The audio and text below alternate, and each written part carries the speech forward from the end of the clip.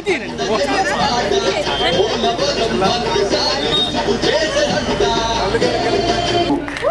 రుణపడి ఉంటాయని సదా మీ సేవకు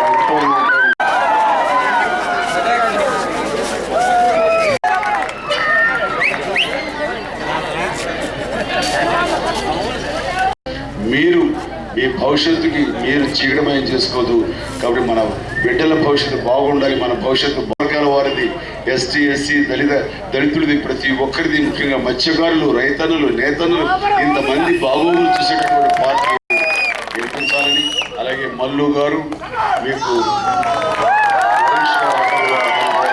మీకు సుపరిచితులు, ఎప్పటి నుంచో మీ మనిషి, మీ మధ్య ఉన్న మనిషి, ఆ రకం మీ అభిమానం సంపాదించుకున్న అగర్వాల్ గారిని మీరు కాంగ్రెస్కి ఓటు వేసి, హస్తముతో ఓటు వేసి ఆయన గెలిపించవలసిందిగా